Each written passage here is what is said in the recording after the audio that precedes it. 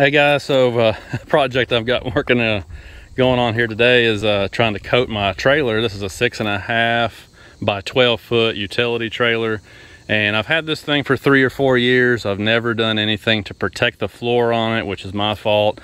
Should have gotten around to this a long time ago, but I thought about what I wanted to put on here, and I decided to try this Krylon truck bed coating. I bought 5 cans, I've got 2 left. So it looks like 5 cans of this stuff is just barely gonna put a coating of this on the floor. Really, I should have bought 10 cans because after it dries, you know, if I go back over it one more time, it would really be nice. So I may go back and get more cans, just FYI.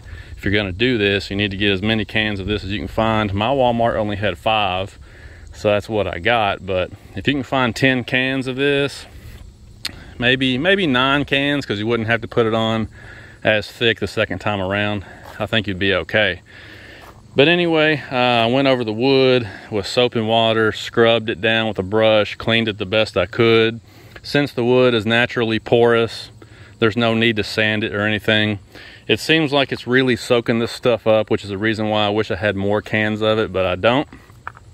But I just think that this is going to work out better than normal paint. And I even thought about doing like Thompson's water seal or something like that, and I just don't think that would work as well either. You know, the bed liner material should hold up better, you know, because we're loading stuff on here, and you know, in mowers and ATVs and whatever, you know, it gets a lot of hard use and it sits out in the weather all the time. So I wanted something really tough and really resilient. That's why I decided to try this. Now do yourself a favor and get one of these dudes. They had these at Walmart in the same place where the cans were. You just stick this on the can and it gives you a nice trigger, and it will absolutely save the muscles in your thumbs, because it kind of hurts, you know, holding down that trigger after you do 3 or 4 cans. So it's worth it to pick up one of those too. But anyway, just wanted to kind of show you this quick little project here. And then this afternoon, once I get this done and it's dry, I'm going to pick up a new toy for the channel. All right, so I got it finished up, but like I said, I wish I had more product. I looked in the garage and I found 1 can of this. This is also Krylon, but it's the undercoating instead of the bed liner material. And I sprayed a little bit of it on here. I had like a little bit of a can left, and I just sprayed some of the boards down just to see what it would look like and how it would go on. And I actually like this better. So what I might do is go get some more cans of this and kind of go over it, because I don't know if the camera's picking it up or not, but you can see how these boards, it actually covers the wood better than the bed liner stuff does. So, and it seems like it would go farther too. Wouldn't need as many cans of it. So I might just go get some of that. But anyway, it looks a lot better. Main thing is, obviously, I just want to protect this wood, because lumber is really expensive, and the labor required to get down in there and get those screws out and get the boards out and replace them. I mean, you're talking a good Saturday morning, if not a whole day, to do that. So hopefully this will make the boards last a whole lot longer. Yeah, this fishing hat looks ridiculous, but it does a good job of keeping the sun off my ears and my bald head. So anyway, like I said, I got the trailer kind of finished up. I'm gonna let it dry out here in the sun for a little while, and then we're gonna go down the road to Bardstown, Kentucky, to Kentucky Power Sports, and pick up the new toy for the channel. And I can't wait to show it to you, so stick with me. I'll be back in just a little while.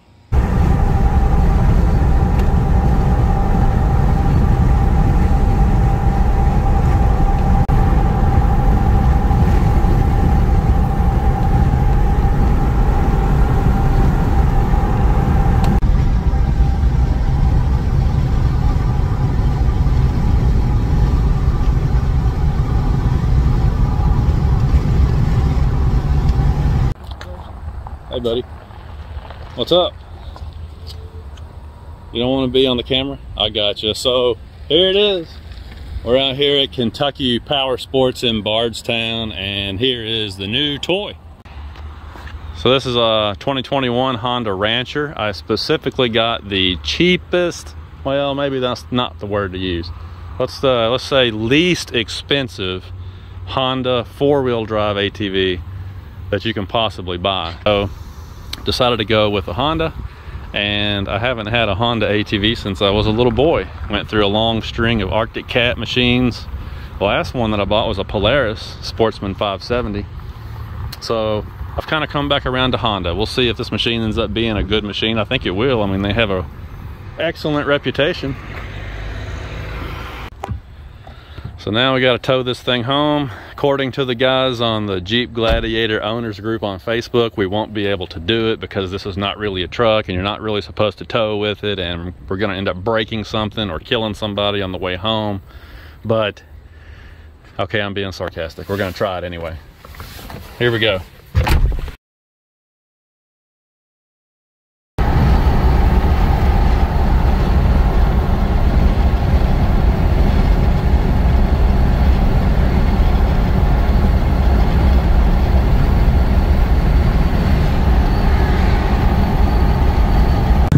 Wow. So we made it back home, towing with the Gladiator, uphill at times, almost 80 degrees outside, and it didn't overheat.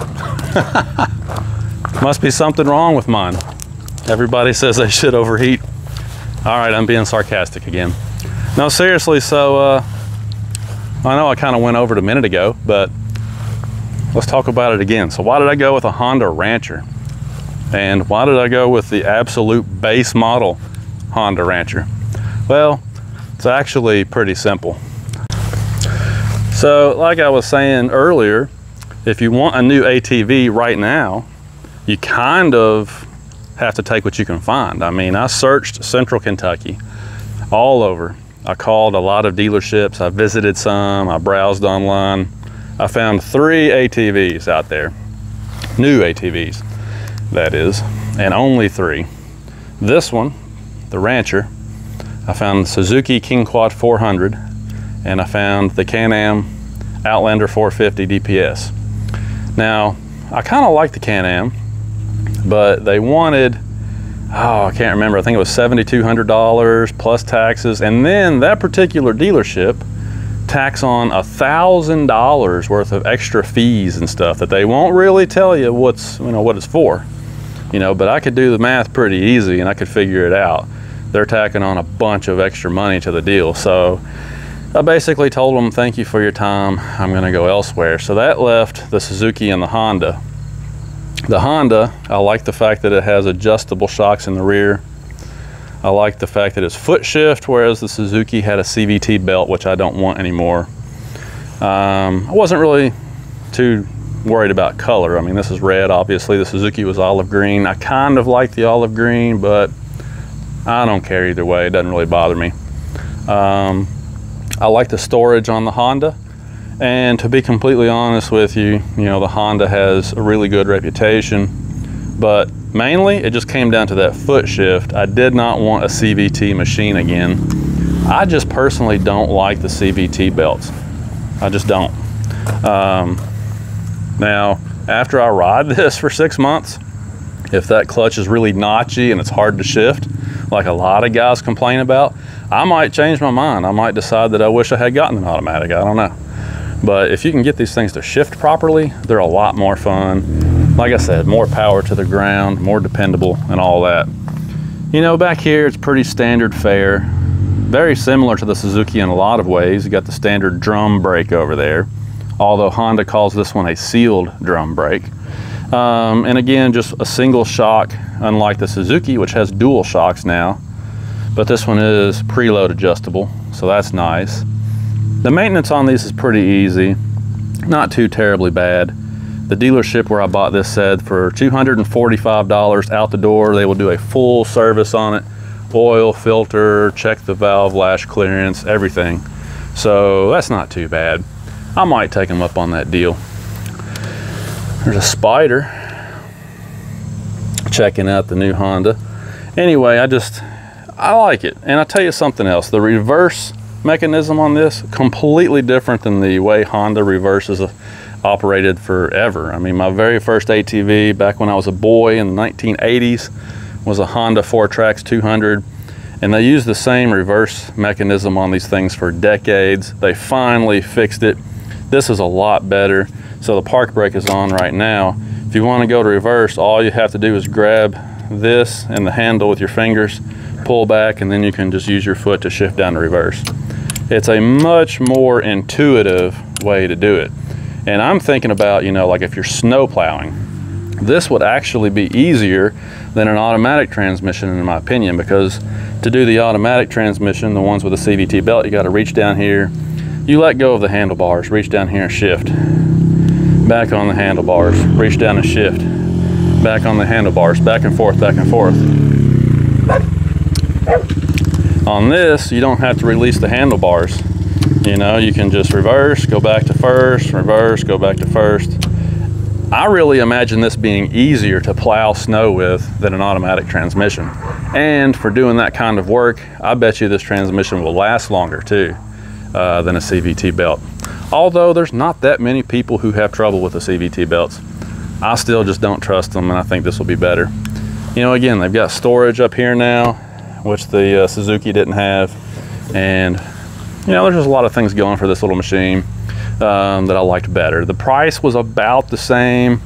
I think there was like maybe 50 bucks difference between this and the Suzuki. So price-wise, practically the same. Both dealers charged sales tax and a very small dock fee only. So financing was good with both of them. But I just like the idea of this Honda, and I think it'll be a good little machine. We'll have to go through the break-in period. AJ out riding some today. Have to go through the break-in period and see if we can maybe put some full synthetic oil in this and see if it loosens up that clutch a little bit.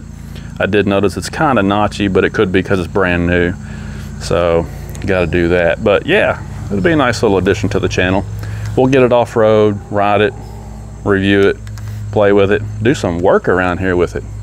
I've got a little trailer in there that I could hook to this and use for chores around here. So we'll do a little bit of everything with this, and I'll let you know what I think about the Rancher. But anyway, there's a look at it. Let me know what you think. Did you have fun? Yeah. All right, guys. We'll talk to you later.